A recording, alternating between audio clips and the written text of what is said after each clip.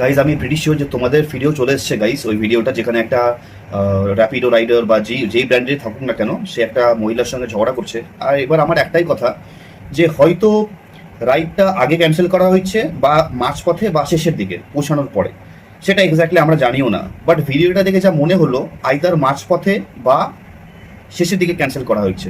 Because যে মহিলা দুটো অ্যাপে পরপর বুক করছে সে কিন্তু অবভিয়াসলি একটা গা ছাড়া ভাব থাকবে, তার হয়তো যায় আসবে না। সাবস্ট্যান্ডার্ড রাইডার এর জন্য কি বা কেয়ার করবো, আমি শুধু নিজেরটা দেখবো, এটা তাদের একটা মেন্টালিটি হয়। কিন্তু এবার প্যান ইন্ডিয়া তুমি এটা দেখতে পাবে যে কি করা হয়, যে যদি এই টাইপের কোনো কেস ঘটলো বা ধরে নাও রাইডার আসার পরে যদি ক্যান্সেল করা হলো, তাহলে একটা ছোট্ট কম্পেনসেশন দিয়ে দেয় কাস্টমার, যাতে অ্যাটলিস্ট তেলের টাকাটা যাতে কি বলবো কম্পেনসেট হতে পারে, ঠিক আছে। কিন্তু এখানটায় কিন্তু তা করা হলো না, that's the first point. Second point, ভারতবর্ষে স্পেশালি এই ওয়েস্ট বেঙ্গলে লক্ষ্য করবে যে মেয়ের বিয়ের আগে মেয়ের মা বাবার ফ্যামিলিকে দেখা হয়।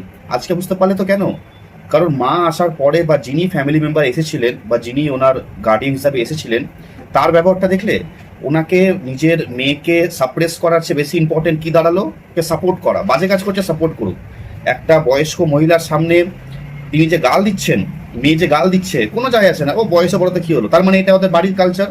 So this is very important to see যে এই টাইপের আপব্রিঙ্কিং যাদের থাকে তাদের সঙ্গে মেশাটাই মুশকিল। এবার কথাটা হচ্ছে টাকা দিল না ভালো কথা, টাকা না দেওয়ার পরে যে মুখের ভাষা, একটা শিক্ষিত সমাজের মেয়ে একটা ভালো কোম্পানিতে চাকরি করছে, ওয়ারএস এই র্যাপিডোওয়ালাদেরকে তো ভালো মানুষ হিসাবে মনে করা হয় না। বাট সারপ্রাইজিংলি দেখো আজকে মুখের ভাষাটা, যিনি রাইডার একবারও কিন্তু মুখের ভাষা খারাপ করলো না, মুখের ভাষা খুব ভদ্রভাবে আপনি তুমি করে কথা বলেছে। কিন্তু এই মহিলাটি মানে বলে না যে হচ্ছে চোরের মায়ের বড় গলা, সেই সেম কেস। কথা বলতে বলতে ব্যক্তিকে গালি দেওয়া ঠিক আছে, তার মাকেও গালি দিতে লাগলো। কি গালি দিয়েছে তোমরা নিশ্চয়ই জানো। জাস্ট ভাবো গাইজ যে মানে এই লেভেলের গালাগালি। আর নিজের কাজ, আর র্যাপিডো উবার যারা করে তাদের কাজ না।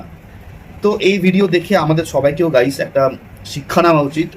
আর এই যুগে থ্যাঙ্কস টু ডিজিটাল মিডিয়া এরকম কোনো কেস হলে কোনো এক্সট্রিম স্টেপ না নিয়ে, হয়তো টাকাটা লস হয়ে যাবে কিন্তু অ্যাটলিস্ট ভিডিও করে পোস্ট করা উচিত।